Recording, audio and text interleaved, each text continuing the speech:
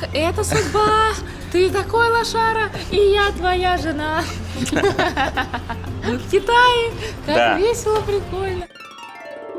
Все начинается с перелета, друзья. Мы сейчас стоим на регистрацию. Позади нас одни китайцы, то есть местное население. И к нам уже девушка, которая пропускает, раз 5 подошла и уточнила: мы точно летим в Санью, потому что мы среди всех китайцев одни туристы. Очень неловко себя чувствуем. При вылете из одной страны в другую не забывайте менять оставшиеся деньги. У нас осталось 3000 бат. Меняем их на доллары и вылетаем в Китай. Друзья, при регистрации нас спрашивали обратные билеты, то есть вылет в другую страну, и без них нам бы навряд ли зарегистрировали наш рейс. А вообще нам очень страшно. Это первая страна, в которую нам действительно страшно лететь. У меня прям внутри такой, знаете, комок страха скопился. Надеюсь, все будет хорошо. Я как-то мало подготовилась, совсем почти ничего не читала. Как-то мне стрёмно. Друзья, ни один полет и ни один аэропорт не обходится без Бургер Кинга. Тройная рыбка. Огонь, да? Это чтобы хорошо летелось до Китая. А летим мы в Китай авиакомпания, которая называется China Southern. Прикольная была посадка, потому что китайцы такие веселые, как дети, бегают, что-то тут раскидывают все. Такие шубутные, капец. Мы еле-еле добрались до конца салона, у нас 50-е место. Чтобы вы понимали, друзья, в этом самолете сейчас из туристов только мы. Здесь все местные, это, конечно, очень необычно. При бронировании билета на сайте можно выбрать разный тип питания. И сегодня мы решили выпендриться. И я выбрала для нас питание сифуд, то есть морепродукты. А вот такая красота получилась. Смотрите, открываем. Там, в общем, омлет, рыбка, картошечка запеченная. Прекрасно. Йогурты и фрукты. Тут даже вон креветки есть. И когда вы бронируете определенный тип питания, вам его приносят первым. Начался кипиш. А знаете, что это значит? Это значит, что мы прилетели в Китай. Огонь. Летели мы всего лишь 1,5 часа из Бангкока. Очень удобненько. Даже спать не хочется. Так выспались хорошо еще в Бангкоке. Не устали, ничего. Плохо, что ночью прилетели, не люблю ночью прилетать, потому что ночью ничего не посмотреть по дороге, из окна ничего не видно, не понимаешь, куда едешь.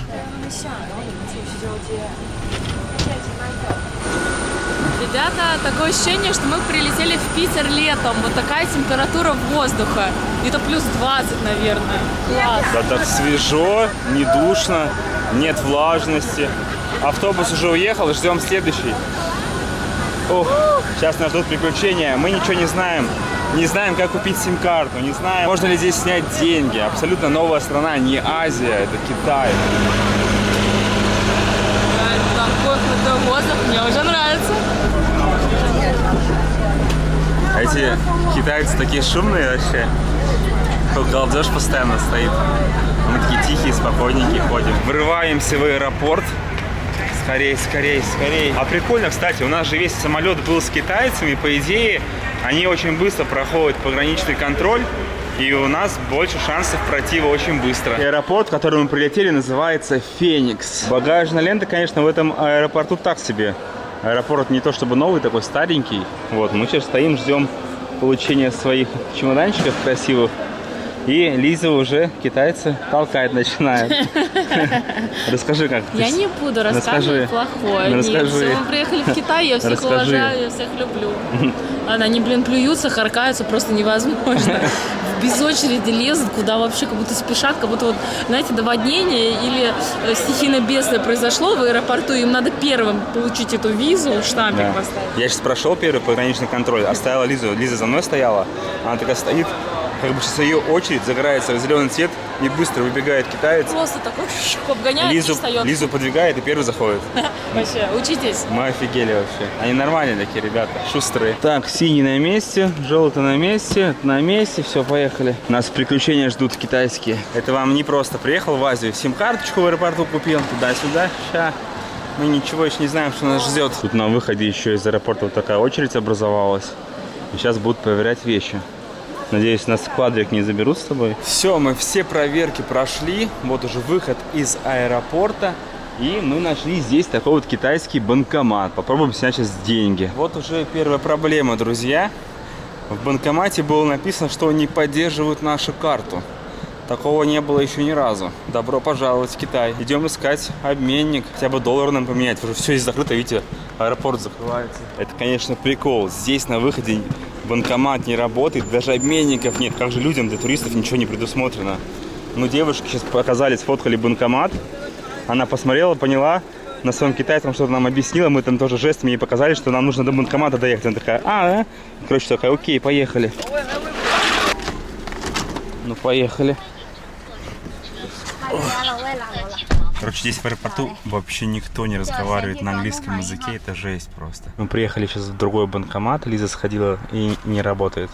Написано, что карта не работает. Это такой же банк, как и в аэропорту просто был, понимаешь? А мы показали ей банкомат этого банка, она привезла нас в этот банк. Странно, мы даже читали на сайтах, нигде не написано, что российские карты банки не принимают. Может, просто наш банк не подходит.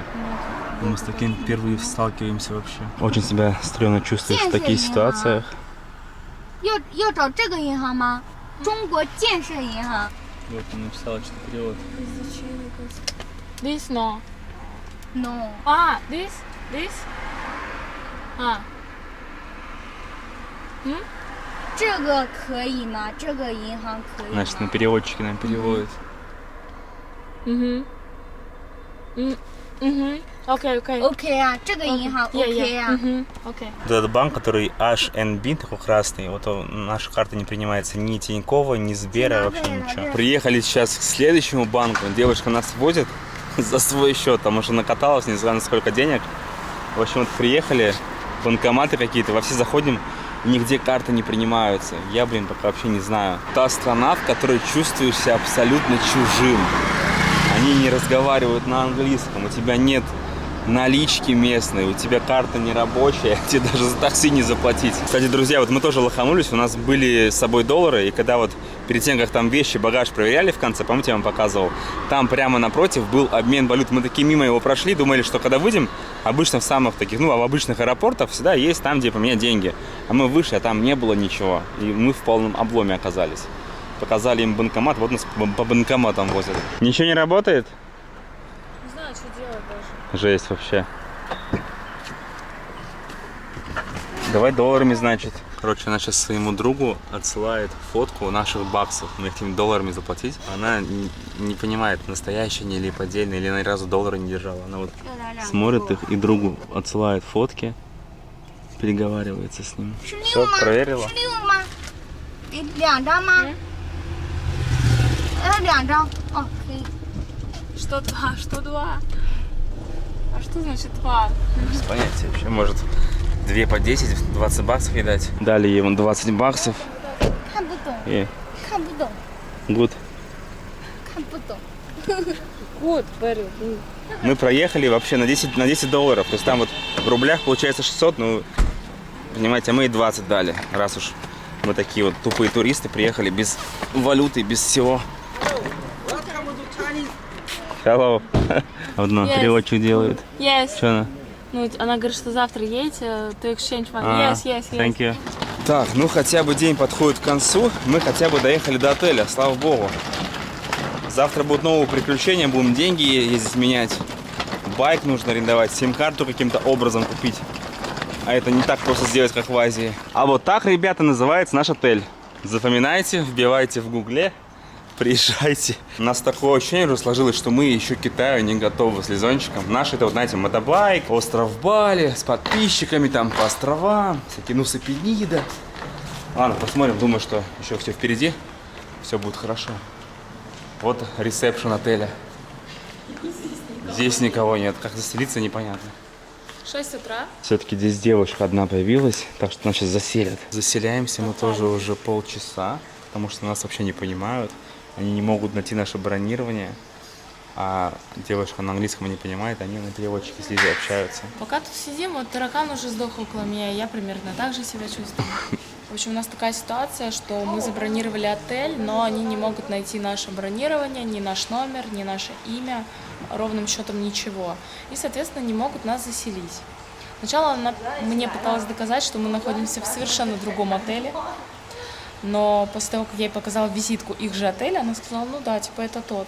Ну все, общаемся мы через Google переводчик. Здесь есть в отеле Wi-Fi очень хороший, 0,007 скорость.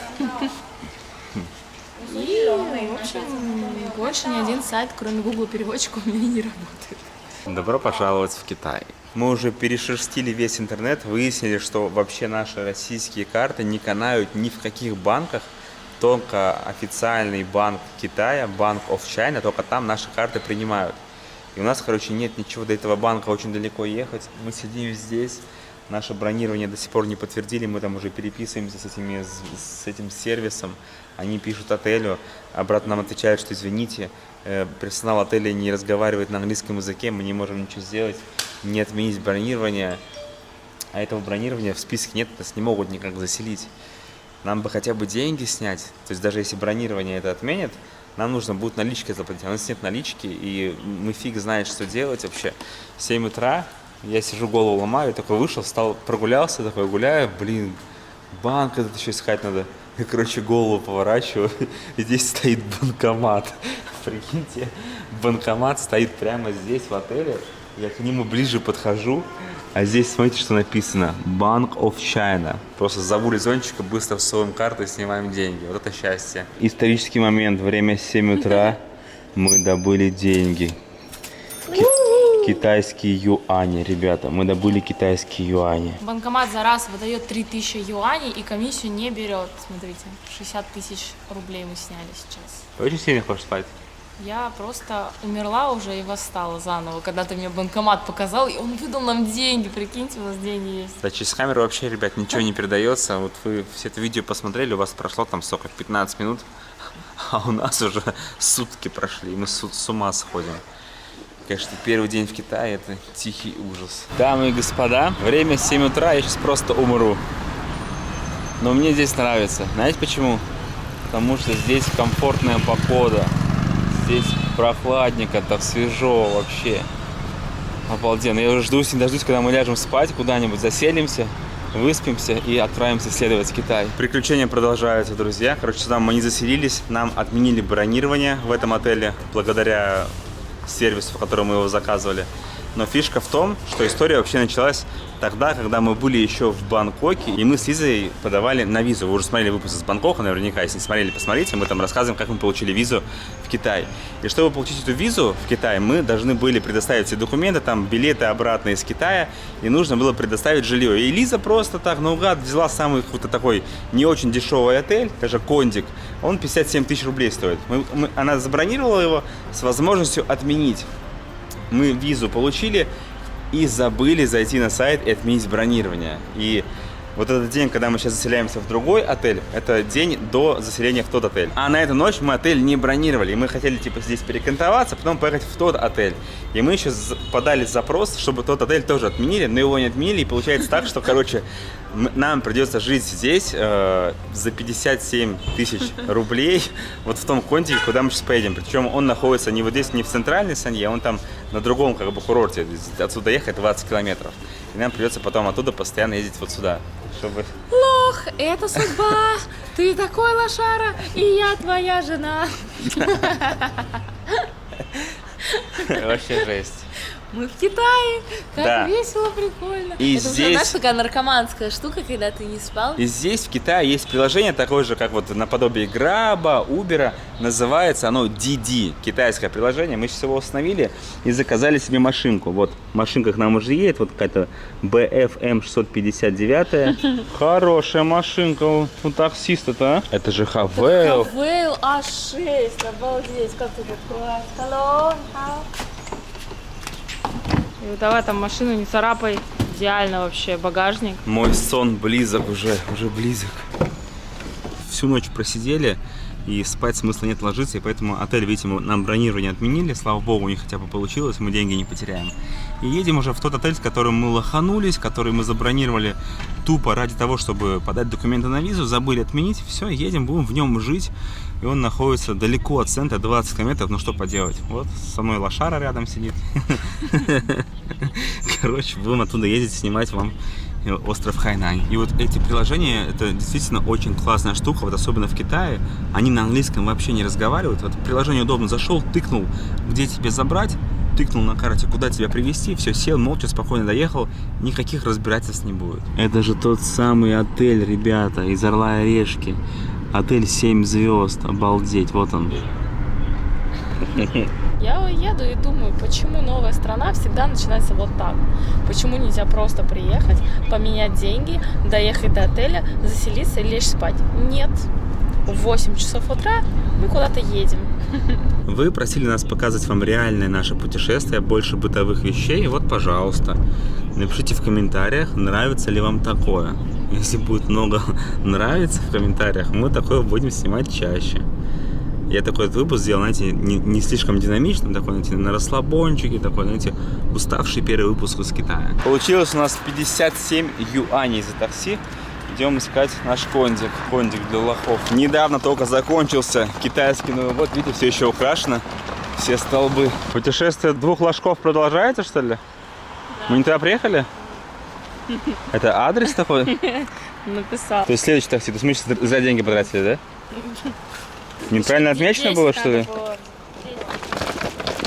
Короче, на карте этот кондик отмечен был не там. И в итоге, видите, мы приехали, взяли следующее такси, снова едем.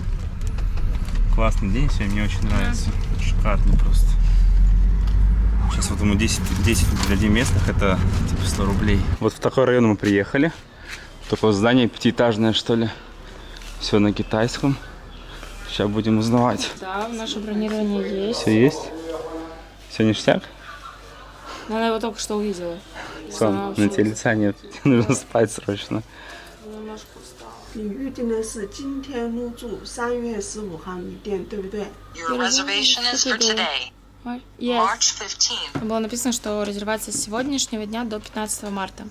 好，把你的手机我看一下，你的手机，我看一下是多少钱？你的手机。 Так забавно наблюдать, как мы общаемся. Мы ее не понимаем, она нас не понимает вообще. Так что, ребята, как раз собирайтесь в Китай, вас ждет вот такая вот движуха. Вот отдали все наши денежки, сейчас все пересчитают. Далеко и в днище. Далеко в днище. Сам косячит. Ну, бывает. 对的，对的。 Получилось у нас за жилье, короче, 5000 местных. Заселят нас только в 12 часов дня, поэтому нам до этого времени, сейчас 9 часов уже, 9 часов, нам уже шататься, еще сонные все. Что-нибудь перекусить нужно найти. Но райончик прикольный такой, несмотря на то, что он далеко, что делать? Будем здесь жить, пацанам. Меня нет. Меня не существует. Я в Нирване, я в Китае. Вещи мы, кстати, оставили на ресепшене. Газончики, машинка поливает. Аж достает до меня. Как из фильма, еще вот, чтобы сверху облили, когда тебя еще грязью там машина. Да, то есть весь день неудачный, весь день с утра неудачный, и сверху еще, да, вот там обливают тебя полностью с ног до головы, и все. Эпик фейл вообще. Всего есть 3 курортных района, это Санья-Бэй, Дадунхай-Бэй и Ялонг-Бэй. И, как вы поняли, мы забрались в 3-й район, который Ялонг-Бэй. И он самый далекий, как бы удаленный от самого главного Санья-Бэй. Но, как вы поняли, найти выход можно из любой безвыходной ситуации. Главное на друг друга не орать, все делать спокойно. И, как видите, уже все хорошо. Осталось 3 часика все подождать, поесть что-нибудь и пойти бахнуться спать на весь день. Слушайте, друзья, нам повезло. Мы живем прямо рядом с местом, которое называется Площадь Еды. Вот. Здесь фонтаны. А мы причем не знали. Мы вообще не знали, что здесь находится. Просто вот такое стечение обстоятельств, что нам придется здесь жить в Китае. И ну хотя бы какой-то плюс. Хоть еды много должно быть здесь. Смотри, рыбки кой плавают. И смотри, прямо они сюда. Да. Видимо, их частенько кормят, да? Ну, такие золотые красавчики. Кстати, байки в аренду, смотрите, не знаю, сколько стоит. Друзья, мы сели, нам принесли меню, короче. Вот цены. Я даже не знаю, что взять. Нам пошли навстречу и просто покажут, что здесь вообще имеется. О, вот выбор, да, всего, что можно. Слушай, бери все. Я не знаю, обманули нас или нет, но вот это все вышло в 63 юаня. Такие димсамчики у нас, 2 набора. Такая булочка и яйцо жареное. Как-то очень дорого. Вот эти очень вкусные. Я вот так просто съем. Крутые. Со свининой. Вы думаете, день заканчивается? Нет.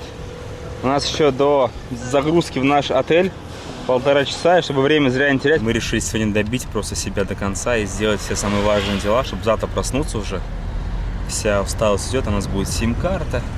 Едем делать сим-карту сейчас. Мы не спали уже больше суток. Короче, район Дадунхай, и вот смотрите, Чайный Мобайл – это единственное место, где можно купить сим-карту по паспорту. Тут такая вот атмосферка, смотрите. Прохладненько, кондеи. Там берется талончик, номер. Когда высветится ваш номер, подходите. Вон, видите, номера написаны. Да, У нас подходите. 50-18. Вот когда высветится. Да. Да. Yes, this is SIM card. Перед вами зачуханный попсон, и я вам сейчас сообщу полезную информацию про сим-карту. Приходите в офис продаж China Mobile. Здесь вы можете подключить сим-карту, она стоит 50 юаней. И дальше 1 гигабайт, 1 день, 1 юань. Очень все просто. Подключайте, сколько вам нужно дней, платите. У нас получается на месяц по 80 юаней каждый день по гигабайту. Не забудьте с собой паспорт. Надежда заработала. Симку мы сделали, друзья. Все, едем домой срочно спать. Сил нет вообще никаких уже. Уже глаза болят. Но мы сегодня очень молодцы. Мы выжили из себя все соки и сделали все основные вещи. Осталось нам только скутер арендовать. Что мы сделаем уже завтра. Сегодня уже просто невозможно сделать это. Ой, погодка разгулялась, блин. Надо спать так жалко. Мы пришли, наша комната готова уже. Ну что-то я не понял. Чувак, смотрите, берет наши чемоданы и загружает на этот скутер. Прикольно. Куда мы едем, непонятно еще. Этот человек меня пугает. Он их уже даже закрепляет. Такое ощущение, что мы уже в соседний город сейчас поедем заселяться. Будет прикольно, если сейчас метров через 100 остановится. Вот это сервис, ребята. Вот такой он китайский сервис. Так, доехали до нужной точки. Едем на 3-й этаж. А вот и наша комната, походу. О, ништяк, здесь мне нравится. Здесь у нас такая прихожая. Вот здесь шкафчик стоит. Мне вообще нравится, я прям счастлив. Знаете, китайский райончик у нас. Заходим, здесь гостиная. Вот такая вот гостиная, диван, кондиционер, телек. Это все гостиная. Есть вот такой вот небольшой балкончик. На этом балкончике стоит стиральная машина, вешалки, чтобы сушить вещи, да? Дальше мы попадаем вот сначала вот сюда. Здесь ванная и душевая. Ванная. Только ванная, да? Нет, душ вот. Душ тоже есть, да? Ну все. То есть вот душ, вот здесь туалет, полотенце, раковина, ванна даже есть, принимать ванну. И вот здесь находится спальня. Вот такая кровать. Здесь еще один кондиционер. Слушайте, вот такая вот китайская атмосфера. Здесь вот такая вот штучка для чаепития на балкончике. И вон там находится бассейн, который я вам тоже еще покажу. В принципе, вообще нормально. 2 часа дня. 2 часа долбанных дня. И мы только сейчас легли спать.